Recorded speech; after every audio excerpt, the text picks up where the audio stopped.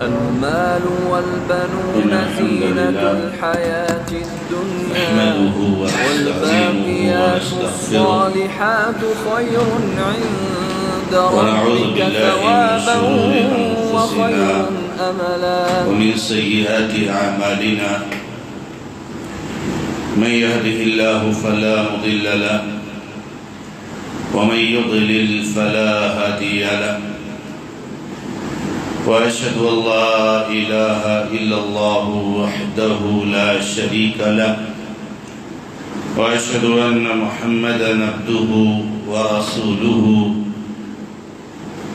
صلى الله تعالى عليه وآله وسلم.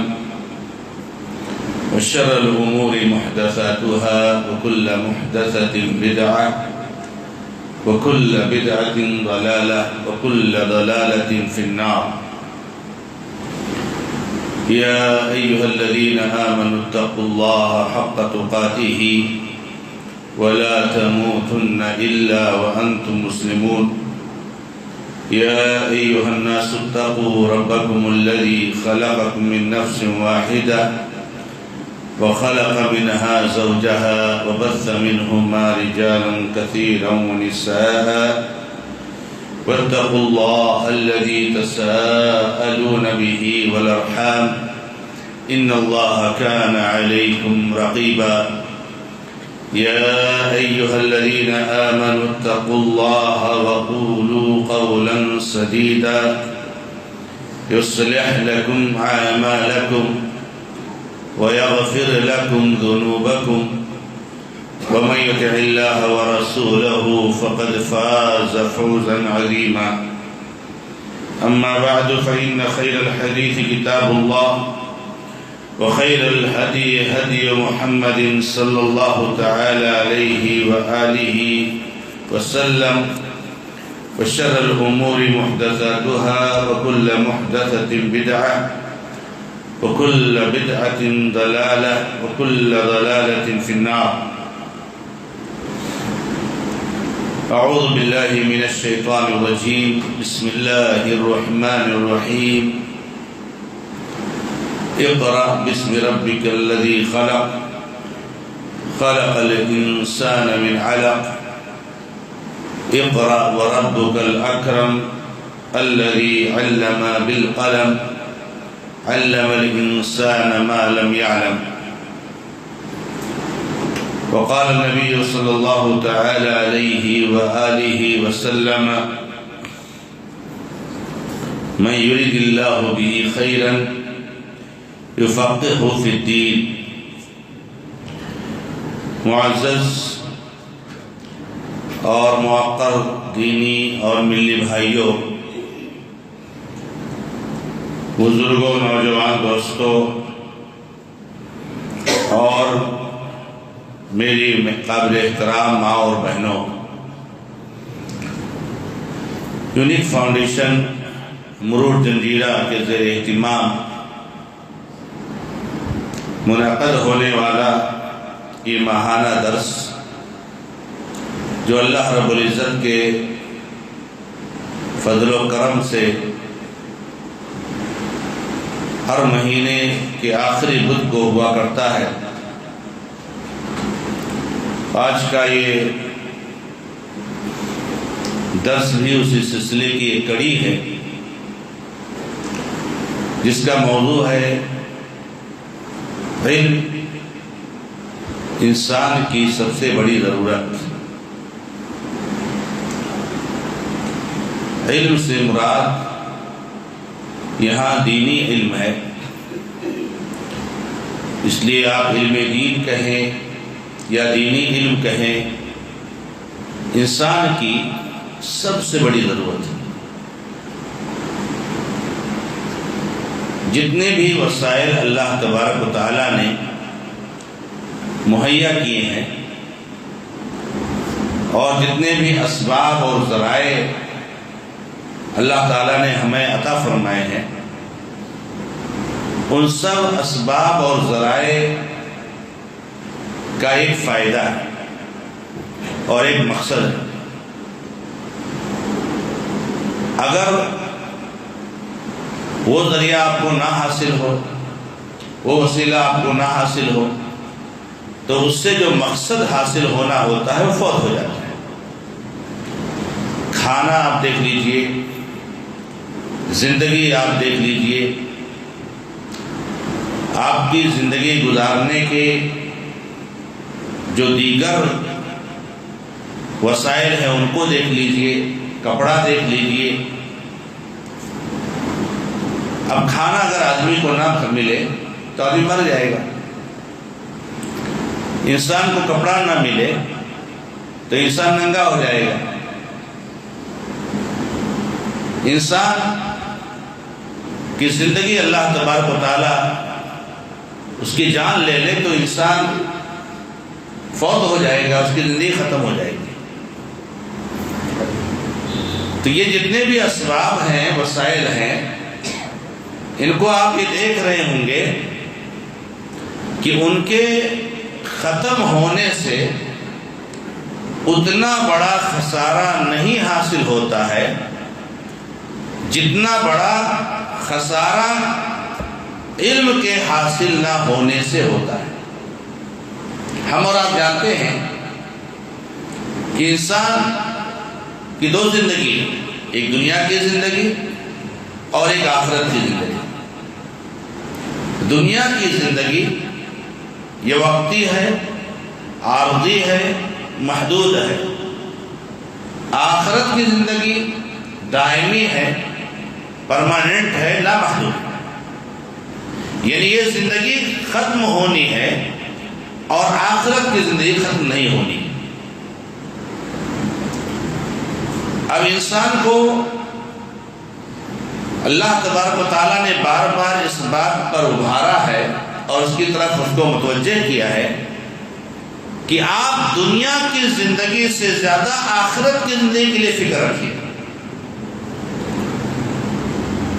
دنیا کی زندگی میں اگر آپ کھانا نہیں ملے گا تو آپ کی زندگی ختم ہو جائے گی، مر جاؤ گے۔ اور مر جانا اہل ایمان کے لیے، اہل تقوی اور اہل اصلاح، اہل صلاح کے لیے نعمت ہے۔ موت نعمت ہے مومن کے لیے۔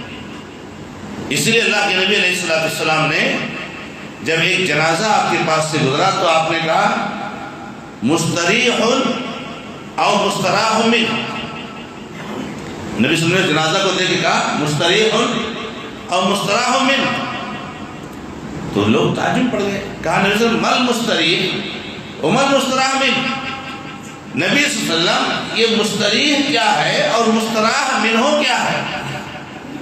تو آپ صلی اللہ علیہ وسلم نے فرمایا کہ مستریح سے مراد یہ ہے کہ اگر یہ بندہ نیک تھا، متقی تھا، صاحب ایمان تھا، صاحب عقیدہ اور توحید تھا، آرام پا گیا۔ مستریح مانے آرام پا جانے والا، آرام پا گیا۔ یہ دنیا کا ٹینشن، یہ مسائل، یہ پریشانیاں، یہ تکلیفیں، چھٹی مل گئی اس کو۔ اب وہ اللہ کی رحمت کی طرف چلا گیا، ایسی زندگی میں چلا گیا کہ جہاں پر اب اس کے لیے کوئی تکلیف نہیں ہے۔ تو یہ نعمت نہیں ہے، بہت بڑی نعمت ہے موت، لیکن کس کے لیے؟ مومن کے لیے۔ اور مستراح منہ کہا نبی صلی اللہ علیہ وسلم نے کہ اگر یہ فاسق، فاجر، منافق کا جنازہ ہے تو لوگوں نے اس سے آرام حاصل کر لیا، اس کے فساد سے، اس کے شر سے، اس کے ظلم سے، اس کی زیادتی سے لوگوں نے فساد حاصل کر لیا۔ آج ہم دیکھتے ہیں، اپنے ملک میں بھی دیکھتے ہیں، پوری دنیا میں دیکھتے ہیں کہ بہت سارے لوگ ایسے ہیں کہ ان کا مرنا لاکھوں اور کروڑوں لوگوں کے لیے باعث آرام ہے۔ مر جائیں تو لوگ سکون میں ہو جائیں گے۔ جیسے آج کل جو شیطان بیٹھا ہوا ہے ہمارے سروں پر، اللہ کا عذاب بن کر کے اللہ نے اس کو بٹھایا ہے، لوگ پناہ مانگتے ہیں اس کے سر سے۔ یہ مر جائے تو کروڑوں اربوں لوگ جو ہے اس کے سر سے محفوظ ہو جائیں گے۔ تو کہنے کا مطلب یہ ہے کہ آخرت کی زندگی یہ دائمی زندگی ہے۔ اس لیے اللہ تعالیٰ نے بار بار آخرت کی زندگی کی فکر کرنے کی ہمیں آپ کو ترغیب دلائی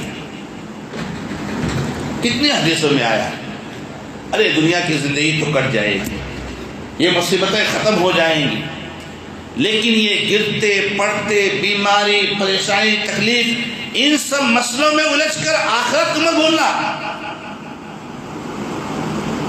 اس لیے کہ وہ زندگی ایسی ہے جو ختم نہیں ہوگی میرے بھائی۔ تو میں آپ کو یہ کہہ رہا تھا کہ اگر ایک آدمی کھانا نہ کھائے تو مر جائے گا، کپڑا نہ پہنے تو اس کا سطر کھل جائے گا، لیکن ایک آدمی اگر علم نہ پائے تو نہ مرے گا نہ اس کا سطر کھلے گا، کیا برباد ہوگا؟ اس کی آخرت کی زندگی تباہ ہو جائے گی۔ اتنا بڑا نقصان۔ اس لیے قرآن کے بارے میں ہم لوگ کیا جانتے ہیں کہ قرآن کس لیے آیا ہے؟ قرآن آیا ہے انسانیت کی ضرورتوں کو پوری کرنے کے لیے، آپ کی مکمل رہنمائی کے لیے، دینی بھی دنیاوی بھی، دنیا کی زندگی سے متعلق بھی اور آخرت کی زندگی سے متعلق بھی۔ قرآن ہماری ساری ضرورتوں کی تکمیل کی رہنمائی کے لیے آیا ہے۔ اب سوچئے کہ قرآن جب ہماری ضروریات کی تکمیل کے لیے آیا ہے تو اس کی سب سے پہلی جو آیت نازل ہوتی ہے کون سی ہوتی ہے؟ اقرا۔ آپ نے کبھی اس پر غور کیا؟ یعنی گویا کہ ہماری سب سے بڑی ضرورت کیا ہے؟ پڑھنا، علم حاصل کرنا۔ اگر کھانا ہماری سب سے بڑی ضرورت ہوتی تو اللہ تعالیٰ کھانے کا تذکرہ پہلے کرتا۔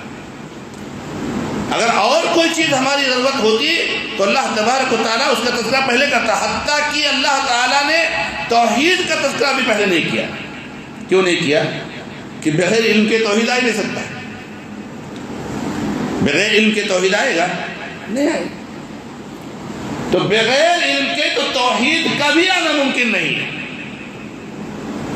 تو اب قرآن میں اللہ تعالیٰ نے سب سے پہلی جو آیت نازل کی، اقرا بسم ربک الذی خلق، اللہ تعالیٰ نے بسم ربک لگا کر کے یہ بتا دیا ہے کہ اس سے مراد ڈاکٹری کی پڑھائی نہیں ہے، اس سے مراد انجینئرنگ کی پڑھائی نہیں ہے، اس سے مراد سائنس کی پڑھائی نہیں ہے، اس سے مراد وہ پڑھائی ہے جو اللہ کے نام والی پڑھائی ہوگی۔ اللہ رب العزت کے اسماء حسنہ، اللہ تعالیٰ کی صفات، اللہ تعالیٰ کی توحید، یعنی اس سے مراد دینی تعلیم ہے۔ اور سبحان اللہ، دیکھیے اللہ تعالیٰ نے انہی 5 آیتوں میں قلم کا بھی تذکرہ فرما دیا۔ قلم جس سے انسان لکھتا ہے، پڑھنے پڑھانے کے صرف 2 ہی وسیلے ہیں، آدمی یا تو زبان سے پڑھے گا پڑھائے گا، اور یا تو تحریر سے، کتابت سے۔ میں تقریر کر رہا ہوں، آپ لوگ سن رہے ہیں، آپ نے گھر پہ جاتے ہو تو کوئی کتاب لے کے بیٹھ جاتے ہو، پڑھتے ہو، یہاں بھی آپ علم حاصل کر رہے ہو اور کتاب کے ذریعہ بھی آپ علم حاصل کرتے ہو۔ تو اللہ تعالیٰ نے کہا اقرا بسم ربک الذی خلق، خلق الانسان من علق، جس نے انسان کو جمے ہوئے خون سے پیدا کیا، اقرا وربک الاکرم الذی علم بالقلم، تم کو اس نے قلم سے سکھایا۔ تو قلم اور پڑھائی، پڑھنا اور لکھنا، پڑھنا اور لکھنا، یہ جو ہے کیا نام ہے، اللہ تبارک و تعالیٰ نے قرآن کریم کے میں سب سے پہلی نازل ہونے والی آیتوں بیان فرمایا ہے۔ پڑھائی لکھائی، اب آج کے لیے آیتیں بہت پیش کی جاتی ہیں، بہت پیچھے رہتے ہیں، ماشاء اللہ دیکھیے ڈاکٹر صاحب تقریر کر رہے ہیں، وہ انجینئر صاحب تقریر کر رہے ہیں، وہ فلاں صاحب تقریر کر رہے ہیں، قوم کا بڑا درد ہے۔ ارے ہمارے اس دین کا پہلا جو حکم ہے پڑھنے کا حکم ہے، اور آج ہم لوگ بہت پیچھے ہیں پڑھائی میں۔ ہمارے ڈاکٹر کتنے ہیں، ہمارے انجینئر کتنے ہیں، یہ سب یا تو آدمی خود بیوقوف بنا رہتا ہے اور یا تو دوسروں کو بیوقوف بناتا ہے، یہ سب فالتو باتیں ہیں۔ پہلی بات تو یہ ہے کہ اس سے یہ دنیوی پڑھائی مرادی نہیں ہے، اور دوسری بات یہ ہے کہ یہ بات اتنی صحیح نہیں ہے جتنی لوگ کہتے ہیں۔ کہ مسلمان دنیاوی تعلیم میں پیچھے ہیں. دنیا والوں سے پیچھے ہوں گے میں مان سکتا ہوں دنیا والوں سے پیچھے ہیں دنیاوی تعلیم ایسی تعلیم میں، لیکن مسلمان بہت آگے ہیں دنیاوی تعلیم میں اگر ہم مسلمانوں کا موازنہ دینی تعلیم سے کریں. دینی تعلیم میں تو زیرو ہے، دنیاوی تعلیم میں تو بہت ہے مسلمان. جتنا مسلمان کو دینی تعلیم میں ہونا چاہیے اس کے کئی گنا مسلمان دنیاوی تعلیم میں آگے. تو ہم دنیاوی تعلیم میں پیچھے ہیں، اس لیے ہم جو ہے ہماری یہ حالت ہے، اس لیے ہماری حالت یہ ہے. یہ کون کہتا ہے میرے بھائی؟ تو اللہ کے بندو ہم دینی تعلیم میں بہت پیچھے ہیں، اس لیے آج ہماری یہ حالت ہے. اور ظاہر سی بات ہے کہ جب دینی تعلیم میں پیچھے ہوں گے تو ہمارا دین کا معاملہ خراب ہوگا، اور جب دین کا معاملہ خراب ہوگا تو اللہ تبارک و تعالیٰ کا عذاب تو آنا طے ہے نا. تو اللہ کا عذاب آئے گا ہی نا، اللہ تعالیٰ کی آزمائشیں آئیں گی، اللہ تعالیٰ ہمیں جوڑے گا ہی. تو میرے بھائیوں، قرآن کریم میں سب سے پہلے اللہ تبارک و تعالیٰ نے دینی تعلیم کو حاصل کرنے کا حکم دیا ہے. اور یاد رکھنا یہی وہ تعلیم ہے اور یہی وہ علم ہے جس کا سیکھنا اور جس کا حاصل کرنا ہر مسلمان پر فرض ہے. دینی تعلیم کا سیکھنا ہر مسلمان فرض ہے. میرے بھائی، آپ کو توحید کا معاملہ نہیں معلوم ہے. حالت یہ ہے آپ بہت بڑے ڈاکٹر ہو، آپ بہت بڑے انجینئر ہو، آپ بہت بڑے بزنس مین ہو، بہت بڑے سائنسداں ہو، آپ کو توحید کا معاملہ نہیں معلوم ہے. توحید کسے کہتے ہیں؟ اب توحید نہیں جانتے. کتنی دکھ کی بات ہے. اس پر کوئی افسوس کرتا ہے؟ اس پر کوئی افسوس کرتا ہے کہ آج ہم کو توحید کے مسائل نہیں معلوم ہے. ہم لا الہ الا اللہ محمد رسول اللہ صلی اللہ علیہ وسلم کا اقرار کرتے ہیں، مگر لا الہ الا اللہ کے تقاضے کیا ہیں یہ ہم کو نہیں معلوم، یہ ہم کو نہیں معلوم. اب جب توحید نہیں معلوم ہے مسلمان کو تو نماز کیا معلوم رہے گی، اور پھر روزے کا حال تو اور، پھر زکوٰۃ اور حج اور پھر دیگر مسائل تو اور. اس پر ہم کو کوئی ٹینشن نہیں. ہم لوگ سب یہاں بیٹھے ہوئے ہیں، برا مت مانیے گا. آپ سب کو اللہ تعالیٰ نے اولاد کی نعمت سے نوازا ہے. آپ کے پاس نہ معلوم کتنے قسم کے پلان ہیں، A plan, B plan, C plan. میرے بیٹے کو یہ کرانا، میرے بیٹے کو وہ کرانا، میرے بیٹے کو وہ کرانا، میرے بیٹے کو وہ کرانا. بہت کچھ ترتیب ہے، بہت کچھ پلان ہے. اس کو برا مت مانیے گا. ہم لوگ بس زبان سے کہتے ہیں، سن لیتے ہیں، لیکن آپ کے پاس آپ کے بچے کو دینی تعلیم دینے سے متعلق کیا پلان ہے؟ اس کا کوئی پلان نہیں. وہ پلان ہمارے پاس کچھ بھی. وہ جاتا ہے مسجد میں، جو پڑھ لے گا. وہ مولانا کو ٹیوشن پہ کر دیا ہے، جو آیا. ہم کو یہ بھی نہیں معلوم کیا پڑھا، کیا پڑھ رہا ہے، کیا نہیں. لیکن اسکول کے صفحہ کی ہم کو خبر ہے کہ میرے بیٹے کو فلاں سبجیکٹ میں کون سا صفحہ آتا ہے، یاد ہے، کون سا صفحہ کمزور ہے، کس ٹیسٹ میں کتنا نمبر لایا اور کتنا آیا اور کتنے اور لانے کی ضرورت ہے، کتنا اس کو محنت کرنے کی ضرورت ہے، کتنے پروگریس ہے. سب یہ آپ کو معلوم ہے، آپ کی بیوی کو معلوم ہے. ہماری مائیں اور بہنیں بھی یہاں پر بیٹھی ہیں، ماؤں کو معلوم ہے. اور ایک ٹیچر کا فون نمبر ہے ان کے پاس. جس سبجیکٹ میں کمزور ہے بچہ، اس ٹیچر کو صبح شام کانٹیکٹ کر کے کہا جاتا ہے کہ میرے بیٹے پر دھیان دو.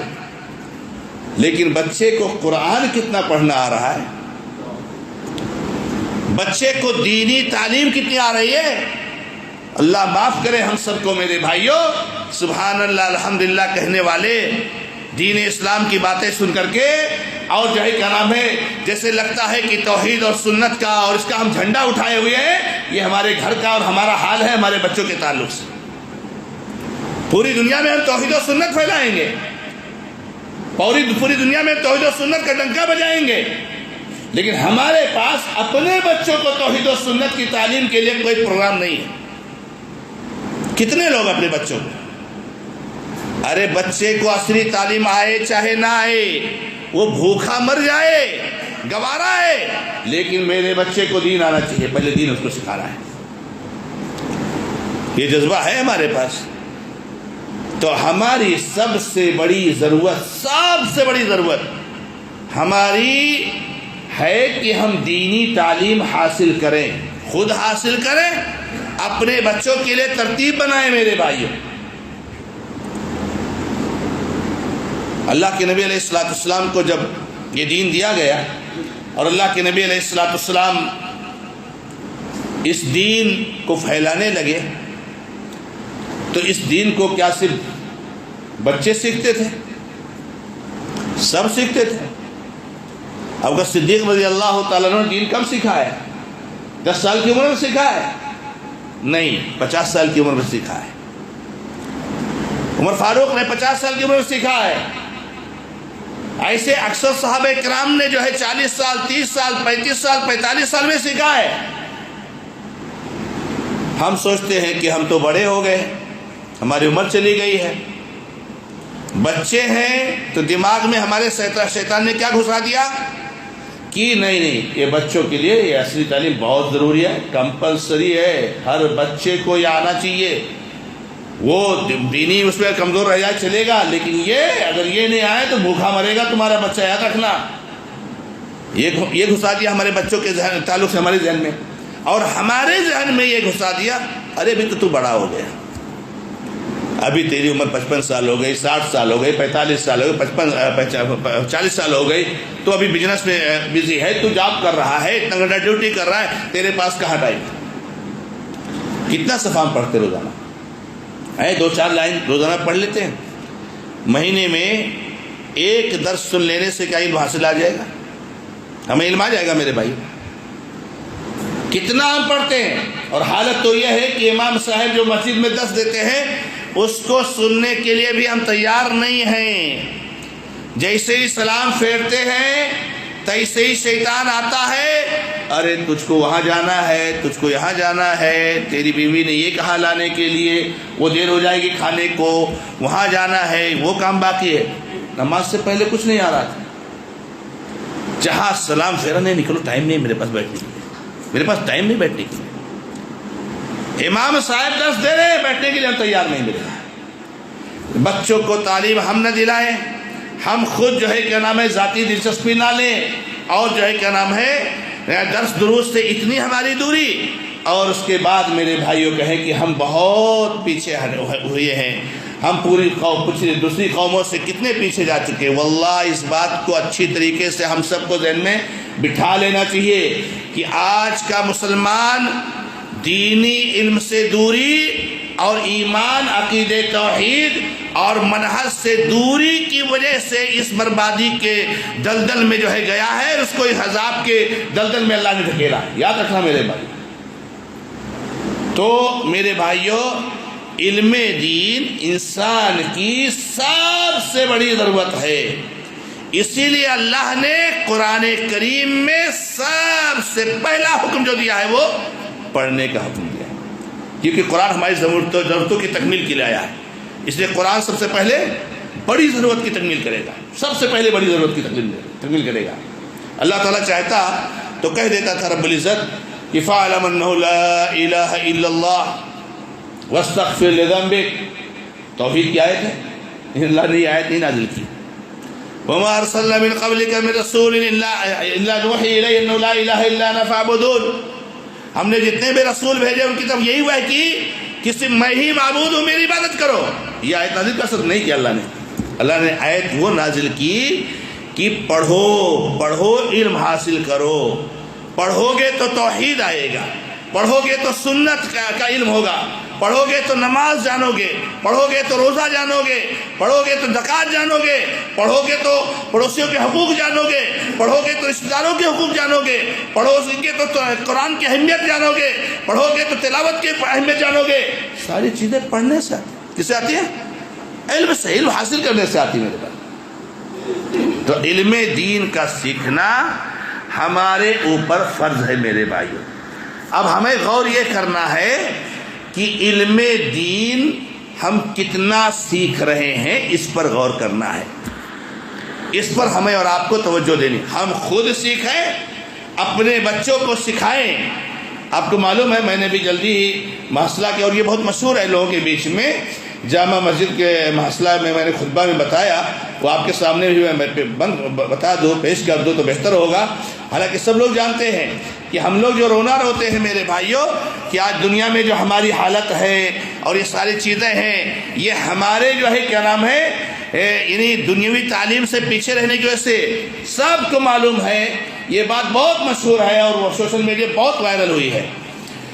سن 1990 میں اخبار میں یہ خبر چھپی کہ 20 یا 50 سال کے بعد پوری دنیا پر اسلام کا غلبہ ہوگا. 1990، آج سے 30-32 سال پہلے کسی یورپی اخبار میں خبر چھپی. انگلینڈ وغیرہ کے ماہرین اکٹھے ہوئے، کافی غور و فکر کے بعد کچھ سمجھ میں نہ آیا تو روم میں جان پال پوپ سیکنڈ کے پاس گئے. بھائی 20-25 سال 100-50 سال کے بعد مسلمانوں کا غلبہ ہوگا، اسلام کا غلبہ ہوگا، کیسے روکا جائے ان کو، کیسے ان کو جو ہے اس سے دور رکھا جائے، کیسے ہم لوگ اپنی حفاظت کریں، کیسے کیا کریں. سب بیٹھ کر کے میٹنگ ہوئی، میٹنگ پر میٹنگ. بہرحال کچھ سمجھ نہیں کیا کیا جائے تو گئے ایک پادری کے پاس. پادری جانتے ہو عیسائیوں کا عالم، کرسچن کا جو عالم ہوتا ہے پادری، اس کے پاس روم کے جان پال پوپ سیکنڈ کے پاس گئے، اس کے پاس مطلع کر گئے. تو اس نے ایک سوال کیا. یہ سوال کو یاد رکھو اور آج کلیجہ پھٹتا ہے میرے بھائیوں، دل روتا ہے. کیا سوال کیا؟ یہ بتاؤ کہ مسلمانوں کے بچے زیادہ تر اسکولوں اور خاص طور پر انگلش میڈیم اسکولوں میں پڑھتے ہیں یا مکتب اور مدرسے میں پڑھتے ہیں؟ اس پادری نے پوچھا، چھوڑو سب ٹینشن مت لو، یہ بتاؤ مسلمانوں کے بچے کہاں پڑھتے ہیں، کس علم میں ان کی زیادہ توجہ ہوتی ہے؟ ہمارے کچھ بھائی جو ہے کیا نام اپنے بچوں کو کہیں کسی شعبہ حفظ میں ڈال دیا ہے، 12 سال کا 15 سال کا بچہ ہو گیا، 2-3 پارہ حفظ کر لیا تو پھولے نہیں سماتے، میرے کو حفظ کر رہا ہے. عمر اس کی کیا ہوئی ہے، اصلی تعلیم میں کہاں گیا ہے اور یہ دینی تعلیم میں کہاں ہے؟ حفظ کب پورا کرے گا وہ، اور حفظ کرنے کے بعد وہ عالمیت کب کرے گا؟ یہ یاد رکھنا میرے بھائیوں، قرآن کا صرف حفظ یہ بہت معمولی علم ہے، بہت معمولی علم ہے. قرآن کو بغیر سمجھ کے پڑھنا اور بغیر سمجھ کے حفظ کرنا کوئی خاص علم نہیں ہے، کیونکہ جب قرآن سمجھو گے نہیں تو قرآن کے نزول کا مقصد ہی نہیں حل ہوگا. اس لیے مت پھولے سمایا کرو. اصل میں وہ پھولے وہاں سماتے ہیں کہ نبی صلی اللہ علیہ وسلم نے حدیثوں میں فرمایا ہے، سب ضعیف اور موضوع اور منغلط روایتیں ہیں کہ اگر ایک حافظ ہو گیا ایک گھر میں تو سارے گھر والوں کو جنت میں لے کے جائے گا. اتنا آسان ہوتا تب پھر کیا ہوتا. ایک حافظ ہو گیا اس کو خود قرآن سمجھنا نہیں آتا، ارے قرآن اس کے سینے محفوظ ہے، درگاہ پہ سجدہ کرتا جا کے، ارے وہ کہاں خود جنت میں چلے جائے بڑی بات ہے، وہ خود جنت میں نہیں جائے گا تو آپ کو کہاں سے لے کے جائے گا. تو کیا سوال کیا اس نے، یہ بتاؤ مسلمانوں کے بچے زیادہ تر اسکول اور خاص طور سے انگلش میڈیم اسکولوں میں پڑھتے ہیں یا مکتب و مدرسے میں پڑھتے ہیں؟ تو ماہرین نے کہا کہ 80% سے زیادہ، یہ اس وقت کی بات ہے جب 80% تھا، ابھی آج 99%، 100% کہہ لو، آج 100% کہہ لیجیے. ہم لوگ تھے تو مکتب کا ایک جلوہ تھا، بولا ہم نے مکتب کے علاوہ کہیں پڑھائی نہیں، مکتب میں ہی ہم پڑھے صبح سے لے کے شام تک، ایک جلوہ تھا. اس کے بعد اور کم ہوا تو یہ 1990 میں جو ہے کہنا 80% مہینے کا، لیکن آج 100% کہہ لو اس کو، کہہ رہے 80% سے زیادہ بچے اسکولوں میں پڑھتے ہیں اور بہت کم بچے مدارس اور مکاتب دینیہ میں پڑھتے ہیں. تو پوپ نے ایک جملہ کہا، وہ جملہ یاد کر لیجئے، اور ہمیشہ اپنے آپ پر رونے والوں اپنی اصلاح کی فکر کرو. آج کل ایک مسئلہ بہت چل رہا ہے، میں جب سنتا ہوں تو میرے ذہن فوراً آ جاتا ہے. کیا آتا ہے؟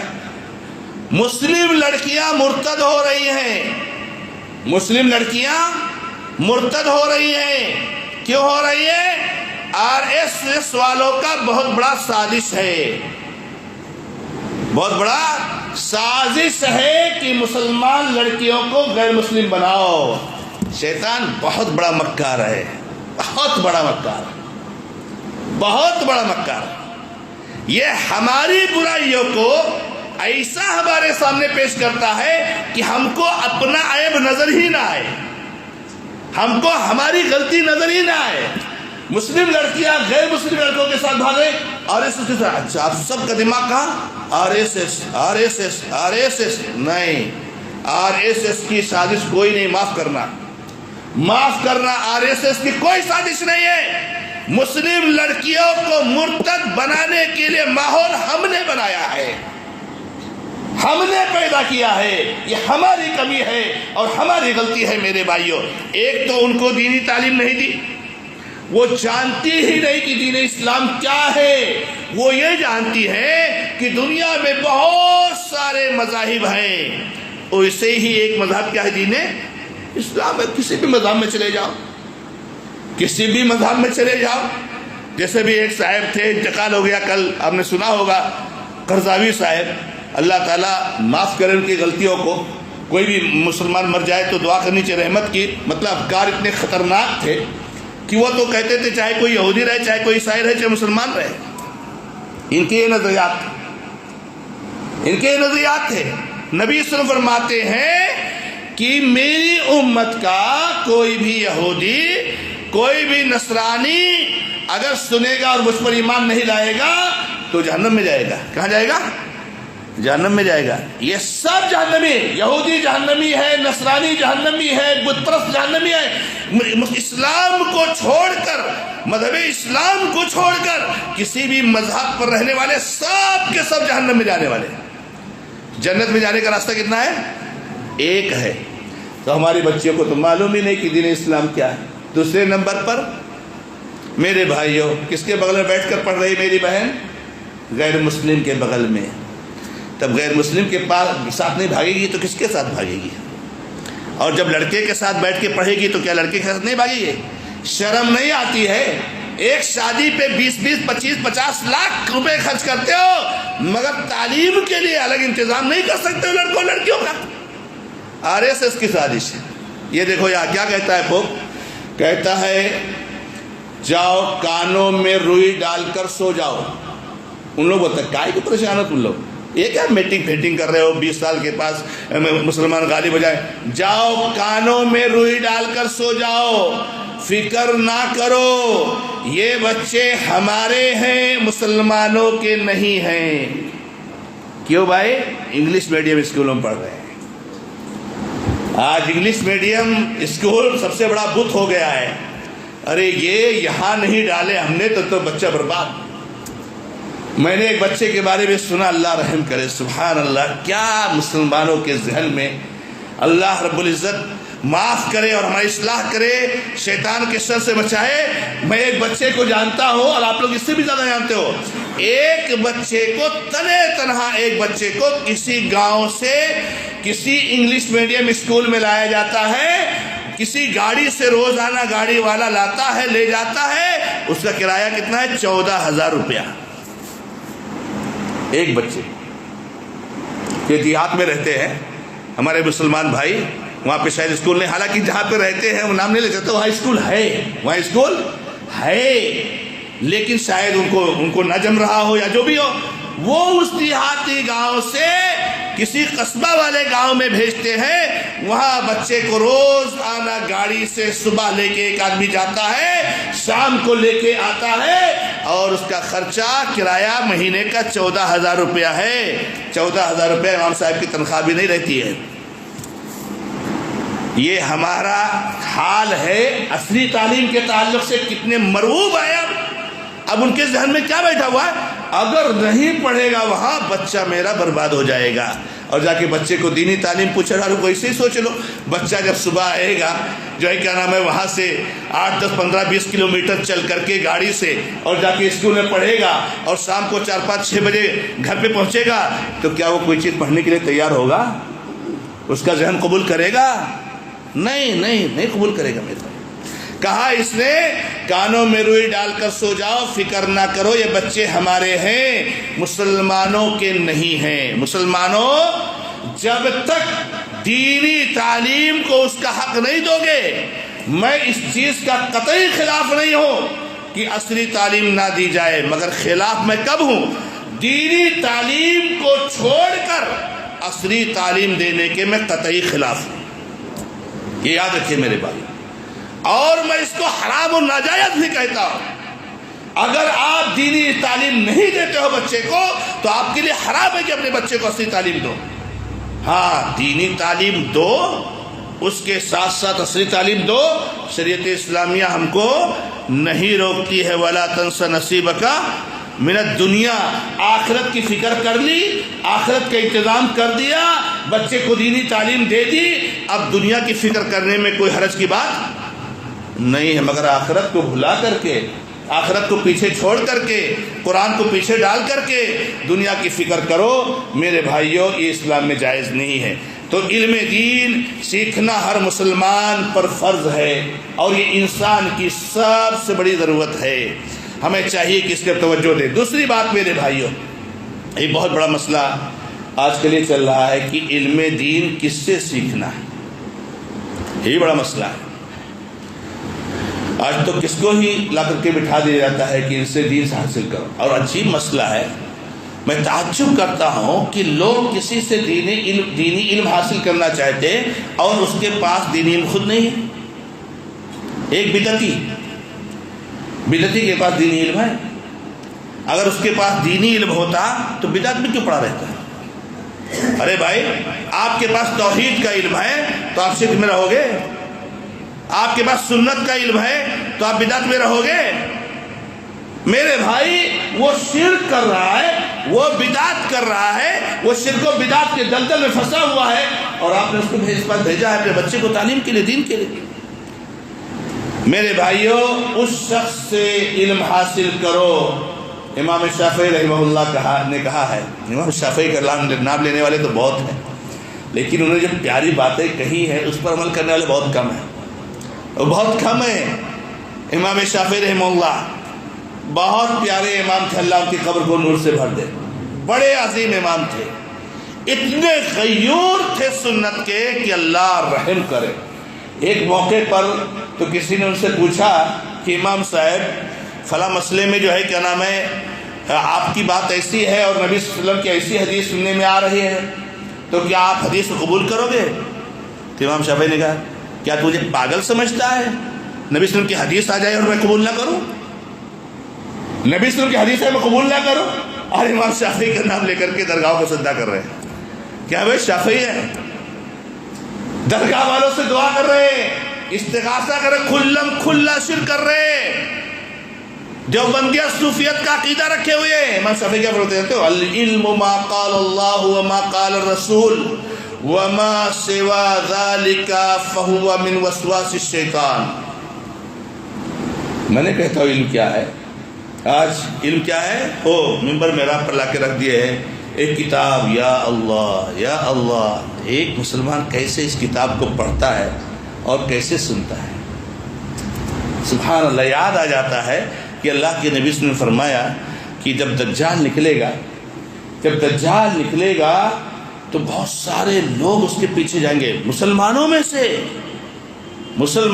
ہو، جبکہ اس کی پیشانی پہ کیا لکھا ہوگا؟ کافر، کافارا، کافر، اس کی پیشانی پہ اللہ تعالیٰ لکھ دے گا پیشانی، تاکہ سب دیکھ لے، نہیں دیکھ پائیں گے۔ یا اللہ، کیا کیا عقیدہ پیش کیا جا رہا ہے، کیا کیا کتابیں پڑھی جا رہی ہیں، کیا مسلمان سن رہا ہے، اور مسلمان پر سبحان اللہ الحمدللہ، کیا خوب کیا خوب، کیا بزرگ تھے۔ یہ ہماری بات ہوتی میرے بھائیوں۔ کہتے ہیں امام شافعی علم کیا ہے؟ جو اللہ نے فرمایا اور جو رسول اللہ نے فرمایا، اور یہی نبی صلی اللہ علیہ وسلم نے کہا ہے کہ میں نے 2 چیزیں چھوڑ دی ہیں، جب تک ان کو مضبوطی سے تھامے رہو گے گمراہ نہیں ہوگے۔ قرآن اور حدیث، امام شافعی کہتے ہیں علم تو بس قرآن حدیث، بس اس کے علاوہ جتنی باتیں سب شیطان کی وسوسے سے۔ ایک بزرگ جا رہے تھے، ایک صاحب آ رہے تھے، ایک صاحب نے خواب دیکھا، ایک صاحب نے ایسا کیا، ایک صاحب نے، یہ کیا ہے میرے بھائی؟ علم ہے، یہ علم ہے میرے بھائی۔ تو علم میرے بھائیوں اس آدمی سے حاصل کیجئے جس آدمی کے پاس علم ہو۔ اگر آپ کو کچھ پیسہ چاہیے، کچھ مال چاہیے، تو جاؤ گے فقیر کے پاس، جس کے پاس خود نہیں وہ مانگتا پھر رہا ہے، بولو گے بھائی 10,000 روپے قرضہ دے دے مجھے، کیا کہیں گے لوگ؟ آپ پاگل ہو گیا ہے، اس کے پاس پیسہ نہیں ہے، اس کو ضرورت ہے کچھ وقتی طور سے 10,000 قرضہ چاہیے، تو گیا فقیر پہ بیٹھا ہوا ہے، اس کو بولا قرضہ دے دے۔ آپ کے پاس جو ہے کیا نام ہے، جب علم نہیں ہے تو اس آدمی کے پاس جاؤ نا جس کے پاس علم ہے میرے بھائی۔ ارے تقلید کرنے کا مطلب یہ ہے کہ ہمارے پاس علم، ہاں ہمارے پاس علم خود کہتا ہے بھائی، تقلید کرنے والا خود کہتا ہے زبان حال سے کہ بھائی ہمارے پاس اتنی طاقت نہیں ہے کہ ہم قرآن و حدیث کو سمجھ سکیں، قرآن و حدیث سے مسائل کو نکال سکیں، ہم نے ایک امام کو پکڑ لیا بس خلاص۔ تو وہ تو خود کہہ رہے ہمارے پاس علم نہیں۔ علم ہوتا تو تقلید کیوں کرتے؟ جانتے ہیں علماء نے لکھا ہے، بہت سے علماء نے اجماع بیان کیا، یہ اجماع بیان کیا ہے کہ تقلید کرنے والا جاہل ہوتا ہے۔ تقلید کرنے والا کون ہوتا ہے؟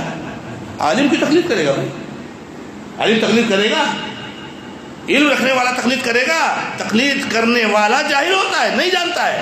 تو جس کے پاس بدعت ہے، جس کے پاس شرک ہے، جس کے پاس علم نہیں ہے، آپ اس سے علم حاصل کرنے جا رہے ہو میرے بھائی۔ تو میرے بھائیوں علم جو ہے اہل توحید سے حاصل کرو۔ آپ درگاہ والوں کے پاس جاؤ گے علم حاصل کرنے کے لیے، آپ کو کون سا علم دیں گے؟ ہاں یہ بابا ہیں، بہت بڑے ولی ہیں، اتنے بڑے ہیں کہ ان کا یہ مقام ہے، یہ کرامتیں ہیں، ان کے کبھی بھی ان کے درگاہ پر جاؤ، ان کو سجدے کیا کرو، ان کی عزت کیا کرو، ان کی قبر کا طواف کرو، تبرک کے لیے چھوا کرو، وہاں اگر کوئی کنواں ہوا ہے تو وہ بھی زمزم کے پانی سے زیادہ مبارک ہے، اس کو پیا کرو۔ یہ علم دے رہا ہے، آپ کا بچہ علم سیکھ رہا ہے، آپ کا بچہ علم سیکھ رہا ہے۔ تو میرے بھائیوں علم لینے میں ضروری ہے، اس لیے عبداللہ بن مبارک رحمہ اللہ نے کہا کہ ان هذا العلم دین فانظروا عمن تاخذون دینکم، کہ یہ علم دین ہے، علم کا حاصل کرنا دین ہے، بہت بڑا ثواب کا کام ہے۔ تم دیکھو کہ تم کس سے علم حاصل کر رہے ہو۔ اسی طریقے سے میرے بھائیوں علم کے تعلق سے ایک غلط فہمی یہ بھی پھیلائی جاتی ہے کہ بہت سارے لوگ درس میں اس لیے نہیں بیٹھتے ہیں یا کتابیں وغیرہ اس لیے نہیں پڑھتے ہیں کہ جتنا جانو گے اتنا مسئلہ کھڑا ہوگا، نہیں جانو گے نا، دور رہو گے نا، اچھا ہے، جانو گے نہیں عمل کر پاؤ گے عذاب ملے گا، اس لیے دور ہی رہنے کا، مولویوں کے قریب کبھی جانے کا نہیں، کبھی مسجد کے درس میں بیٹھنے کا نہیں، اعوذ باللہ۔ ارے میرے بھائیوں قرآن و حدیث کا علم نہ سیکھنا، اس سے اعراض کرنا، یہ اس سے بڑا جرم ہے کہ آدمی علم سیکھے اور عمل نہ کر پائے۔ یاد رکھنا یہ ڈبل جرم ہے۔ ہمارے اوپر دو چیزیں فرض ہیں۔ کیا فرض ہیں؟ ایک تو علم سیکھنا فرض ہے اور دوسرا کیا فرض ہے؟ عمل کرنا فرض ہے۔ اگر میں علم سیکھتا ہوں اور عمل نہیں کر پاتا ہوں تو میں نے ایک تو فریضہ ادا کیا، میں نے علم سیکھا، ایک تو فریضہ ادا ہوا۔ لیکن اگر میں علم نہیں سیکھتا ہوں، عمل بھی نہیں کرتا ہوں، تو میرے بھائیوں جو ہے کرام ہے دونوں فریضے سے ہم غافل ہو گئے۔ یہ عجیب وسوسہ شیطان نے ڈال دیا ہے۔ اسی لیے ہمیشہ یاد رکھنا میرے بھائیوں، ہم لوگ کہتے ہیں جب تقریر میں کہ اللہ رب العزت ہر اس آدمی کے گناہ کو معاف کر دے گا جس سے کوئی گناہ لا علمی میں ہوا ہو، لا علمی میں ہوا، انجانے میں ہوا، کوئی غلطی انجانے میں ہوئی ہو۔ لیکن دو تفسیر سے کرتے، ایک تو انجانے میں غلطی ہوئی، اس کا مطلب یہ ہے کہ وہ علم حاصل کرنے کی کوشش کرتا ہے لیکن کوئی چیز چھوٹ گئی، کوئی چیز رہ گئی۔ ارے بھائی کتنا عجیب، ابھی میں آ رہا تھا تو کتاب پڑھ رہا تھا، وہ لے کر کے آیا تو اس میں سبحان اللہ کس کا قول دیا ہوا ہے، دیکھیے بہت بڑے امام کا قول دیا ہوا ہے کہ غالباً امام شافعی رحمہ اللہ ہی کا ہے، ہاں امام شافعی رحمہ اللہ ہی کا ہے۔ امام شافعی رحمہ اللہ کہتے ہیں کوئی بھی دنیا کا انسان ایسا نہیں ہے جو کچھ نہ کچھ مسئلے کو ضرور ایسا ہوگا کہ نہیں جانتا ہوگا. کوئی بھی ایسا انسان نہیں ہے، اس لیے کہ کوئی کامل نہیں ہو سکتا ہے. ہر عالم کے اوپر ایک عالم ماشاءاللہ، ایک علم والے کے اوپر ایک سے بڑھ کر ایک. کوئی بھی دنیا کا انسان ایسا نہیں ہے کہ جس کو جو ہے کیا نام ہے کچھ نہ کچھ چیزیں ضرور اس کی نظروں سے اوجھل ہوں. تو کہتے ہیں جو دلیلیں ملے اس کے موافق میں رہو. تو میرے بھائی میں یہ کہہ رہا تھا کہ آپ علم حاصل کرو اور اس کے بعد جتنا اس پر عمل کر سکتے ہو اس پر عمل کرو. تو ایک تو جو آدمی علم حاصل کرتا ہے اور اس سے غلطی ہوتی ہے تو وہ آدمی معذور ہے، اور دوسرا وہ آدمی اس میں داخل نہیں ہے جو علم حاصل کرنے سے اعراض کرتا ہے.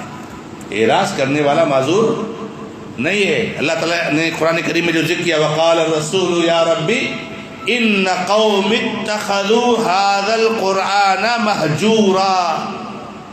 رسول اللہ صلی اللہ علیہ وسلم قیامت کے دن شکایت کریں گے اے میرے رب میری قوم نے اس قرآن کو مہجور کر دیا تھا. مہجور کر دیا تھا مطلب اس کے قریب جاتے ہی نہیں تھے، اس کو چھوتے ہی نہیں تھے، اس کو پڑھتے ہی نہیں تھے. تو یہ جرم ہے میرے بھائیوں. اس لیے شیطانی وسوسے سے دور رہو.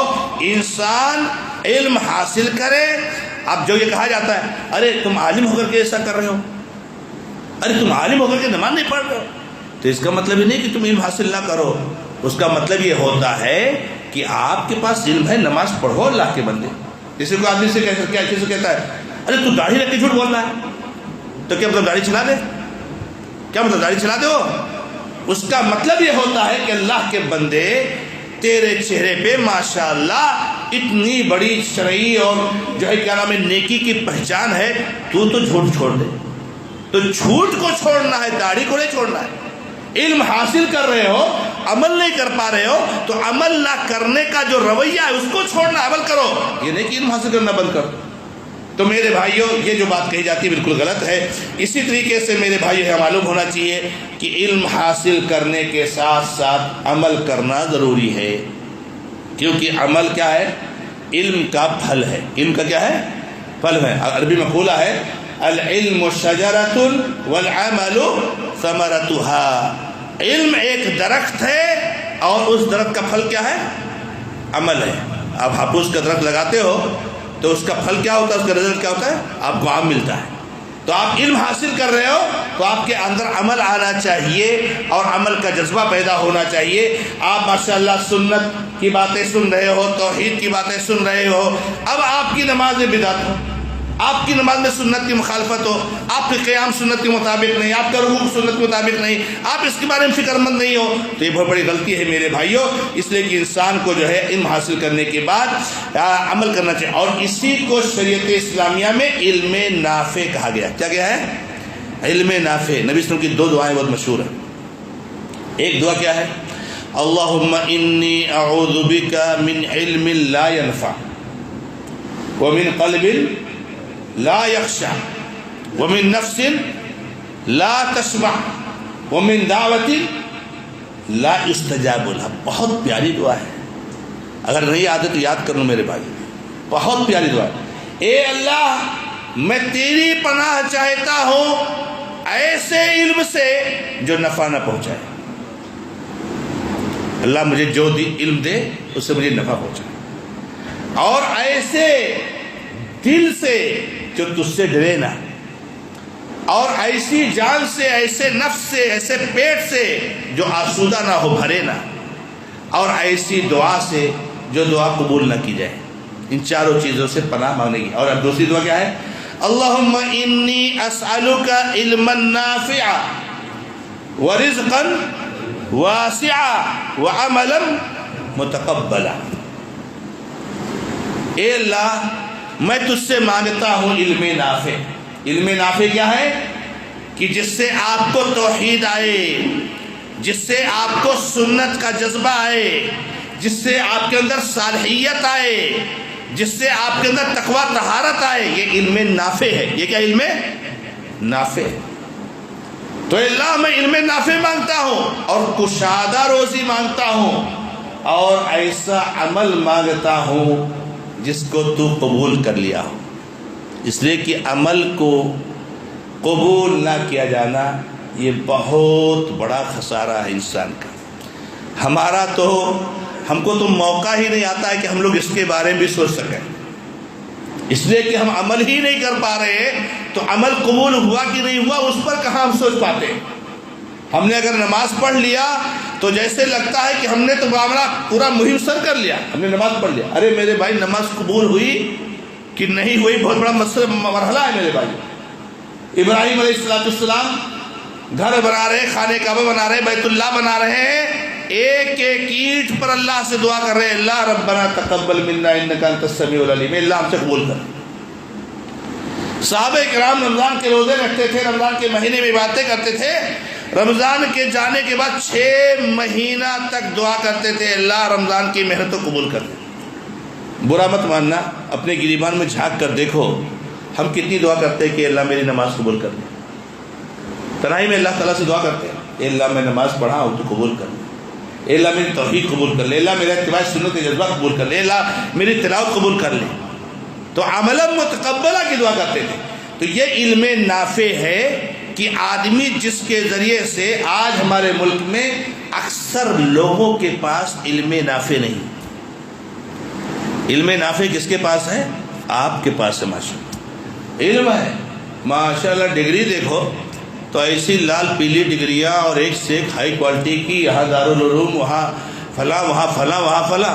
کہاں جا رہے ہیں حضرت جی؟ وہ درگاہ کو سجدہ کرنے جا رہے ہیں. اعوذ باللہ, یہ کون سا علم ہے؟ یہ کون سا علم ہے؟ یہ علم غیر نافع ہے. جس علم کے آنے کے بعد بھی انسان کے اندر شرک ہو, جس علم کے آنے کے بعد بھی انسان سنت کی اہمیت کو نہ سمجھے, جس علم کے آنے کے بعد بھی انسان کے اندر صالحیت نہ پیدا ہو, یہ علم غیر نافع. علم غیر نافع. تو علم غیر نافع سے نبی صلی اللہ علیہ وسلم پناہ مانگتے تھے اللہ کی, اور علم نافع اللہ تبارک و تعالیٰ سے مانگتے تھے. اللہ تعالیٰ نے نبی صلی اللہ علیہ وسلم کو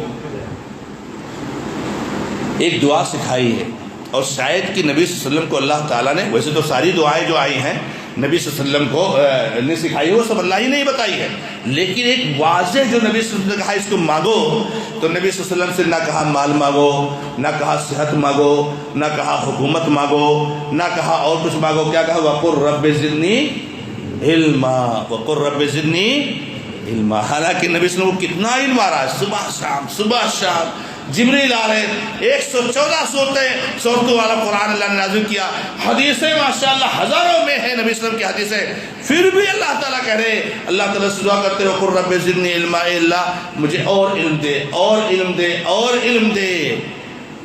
ہم کبھی اللہ سے مانگتے ہیں علم؟ کیا مانگتے ہیں؟ اے اللہ مجھے دولت دے دے, اے اللہ مجھے دولت دے دے, اے اللہ بہت پریشان حال. دولت سے آگے بڑھنے کی نوبت نہیں آتی. اللہ اکبر. میرے بھائیوں, تو اللہ کے نبی علیہ السلام نے علم نافع مانگا ہے, اور علم غیر نافع سے اللہ تبارک و تعالیٰ کی پناہ طلب کی ہے.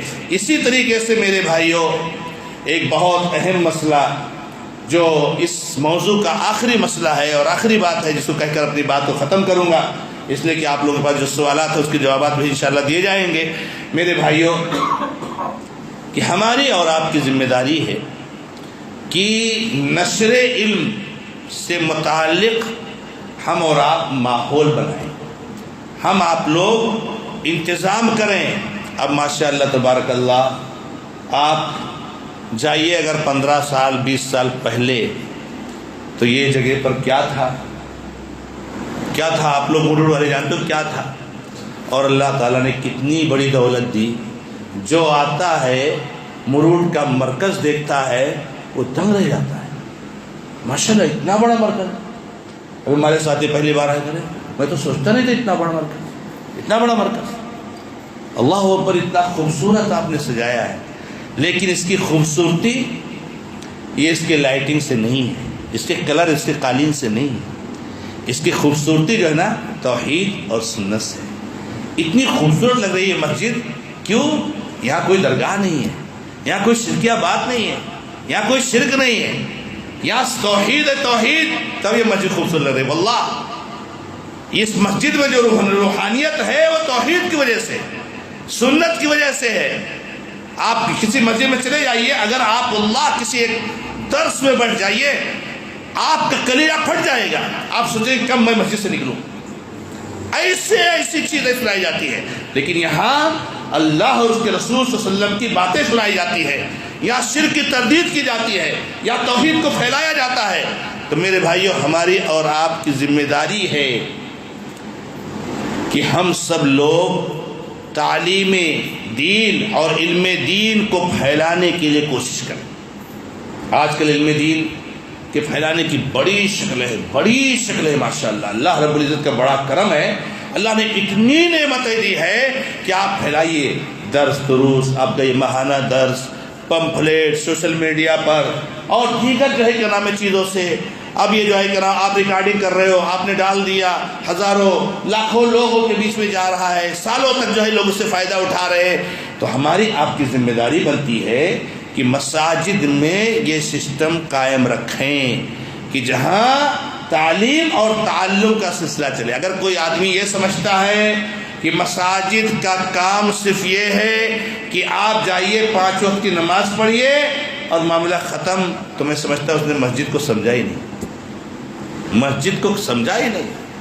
اللہ کے نبی علیہ السلام نے 114 صورتیں صحابہ کرام کو سکھائیں اور ہزاروں لاکھوں حدیثیں اور باتیں نبی علیہ السلام نے بتائیں۔ کہاں بتائیں نبی صلی اللہ علیہ وسلم؟ مسجد میں نا، مسجد ہی آپ کا سینٹر تھا، مسجد ہی آپ کا مرکز تھا۔ وہی نبی علیہ السلام نے باقاعدہ اصحاب صفہ کا چبوترا تو سب کو معلوم ہی ہے کہ مسجد کے ایک گوشے میں اصحاب صفہ رہا کرتے تھے، 24 گھنٹہ وہ رہتے تھے، علم حاصل کرتے تھے۔ نبی صلی اللہ علیہ وسلم آ رہے نماز کے لیے، کبھی نماز سے پہلے کچھ حدیثیں سنا دیا، کبھی نماز کے بعد کچھ حدیث سنا دیا، کبھی بیچ میں کبھی چلے آئے کچھ صحابہ کو سنا دیا۔ اس کے علاوہ عیدین میں، جمعہ کے خطبات میں اور دیگر مواقع پر نبی صلی اللہ علیہ وسلم نواز و نصیحت کرتے رہتے تھے۔ تو ہماری اور آپ کی ذمہ داری ہوتی ہے کہ مسجد میں نشر علم کا اہتمام کریں۔ اب اس کی کیا شکل بن سکتی؟ ایک شکل تو یہ ہے کہ آپ مسجد میں چھوٹی سی لائبریری قائم کیجیے، آپ چھوٹی سی لائبریری قائم کیجیے۔ آج کل بہت بیوقوف ہے وہ لوگ جو یہ سمجھتے نہیں آج تو موبائل میں سب کچھ ہے، آج موبائل میں سب کچھ ہے۔ اور مجھے میرا تجربہ ہے، میں بتا دوں واقعی کہ موبائل سے ڈھونڈنے میں یا موبائل سے کرنے میں جتنی ہم کو تکلیف ہوتی ہے اتنی کتابوں سے لینے میں نہیں ہوتی۔ کتابیں ہم کو زیادہ آسان پڑتی۔ میرے پاس موبائل بھی تھا لیکن میں گھر سے آتے ہوئے کتاب میں نے لے لیا کہ راستے میں کچھ پڑھتے رہیں۔ میرے بھائیوں، کتابوں کی اہمیت اپنی جگہ پر ہے۔ اللہ کے بندو، لائبریری مسجد میں چھوٹی سی قائم کرو اور ایسی جگہ پر لائبریری رکھو کہ جس پر لوگوں کی نظریں پڑیں۔ کوئی بندہ کبھی آ گیا، کبھی ایسا ہوتا ہے تھوڑا 10 منٹ ٹائم، چلو بیٹھتا ہوں مسجد میں، آیا کتاب اٹھا کر کے دیکھنے لگا۔ ارے میں آپ کو بتاؤں، ایک آدمی کو تو اللہ تعالیٰ نے ایسی ہدایت دی، ہمارے علاقے کا واقعہ ہے۔ ایک آدمی اہل حدیث ہو گیا، کٹر درگاہ پرست تھا۔ میں نے اس سے پوچھا کہ بھائی آپ اہل حدیث کیسے ہو، کیسے آپ کو یہ توحید و سنت کی دولت ملی؟ اللہ اس نے بتایا، جانتے ہو کیا ہے؟ کہا مولانا ایک مرتبہ ایک کوڑا دان میں ایک کاغذ پڑا ہوا تھا، بہت سے بیوقوف بہت نہ سمجھ لوگ ڈال دیتے نا کہیں بھی۔ حالانکہ یہ جو دینی اوراق ہیں ان کا احترام کرنا چاہیے، اس میں قرآن ہوتا ہے، حدیثیں ہوتی ہیں، ان کا احترام ہونا چاہیے اور ان کو عزت کے ساتھ رکھنا چاہیے۔ ان کو آپ جلا کر کے پانی میں ڈال دو یا جو ہے کیا نام ہے اس کو جو ہے محفوظ کر کے رکھو، ادھر تو نہیں پھینکنا چاہیے میرے بھائیوں۔ یہ بہت بڑی غلطی ہے، ہماری ماں اور بہنوں کو بھی اس پر توجہ دینی چاہیے۔ گھر میں کوئی آپ کی بچی جو ہے کہہ پڑھ رہی ہے، اس پر اس کا نام ہے عبداللہ عبدالرحمن، لڑکی کا نام ہے، آپ نے کہیں بھی ڈال دیا، نہیں ہونا چاہیے میرے بھائیوں سے۔ کہہ رہا کوڑا دان پڑا ہوتا ہے، ایک صفحہ جو ہے کسی مجلے تھا، جو مجلے دیتے ہیں نا منتھلی یا 2 ماہی، اس میں حدیث کا مضمون تھا، عنوان تھا حدیث کا، حدیث کے بارے میں کچھ موضوع باتیں تھیں، تو یہ اس کا ٹاپک جو تھا وہ حدیث کے عنوان پر تھا۔ کہہ رہے میں اس کو پڑھا تو میں نے بہت اچھا لگا۔ حدیث کہاں سننے کو ملتا ہے؟ حدیث نہیں سننے کو ملتا میرے بھائی۔ آج جاؤ دیکھو بزرگوں کے واقعات کے علاوہ، اور اگر کہیں حدیث پر آئے تو اللہ رحم کرے، یہ کہنا پڑتا ہے کاش کی نہ آتے حدیث پر۔ ایسی موضوع من گھڑت حدیث کہ جس کا جو ہے کیا نام ہے نہ سر ہے نہ پیر حدیث کے نام پر. ورنہ بزرگوں کی کرامت آپ مختلف مناسبات میں جائیے, آپ خطبوں میں جائیے, یہ ان کی کرامت ان کی کرامت, ان کا واقعہ ان کا واقعہ. وہ کہا حدیث پڑھ رہا تھا میں, مجھے بہت اچھا لگا, تو میں نے جو ہمارے اہل حدیث مسجد ہے کرے وہاں امام صاحب سے ملاقات کیا اور امام صاحب نے میرے حدیث. تو میرے بھائیوں لائبریری ہونی چاہیے. اس کے علاوہ مسجد میں 2 درس امام صاحب کے ذریعہ 2 درس کمپلسری ہونا چاہیے. چاہے ایک آدمی بیٹھے, ایک آدمی بیٹھے, امام صاحب کو اس سے اکتانا نہیں چاہیے اور ہم سب کو بیٹھنا چاہیے. کیوں نہ بیٹھے میرے بھائی, کیوں نہ بیٹھے ہیں؟ اللہ کے رسول صلی اللہ علیہ وسلم کی حدیث سنائی جا رہی, قرآن کی آیت پڑھی جا رہی ہے اور ہمارے پاس بیٹھنے کے لیے ٹائم نہیں. میرے بھائیوں اس سب چیزوں کا حساب ہونے والا ہے. تو درس قرآن اور درس حدیث, یہ 2 درس لازمی طور سے ہر مسجد میں جو ہے کیا نام ہے ہونا چاہیے.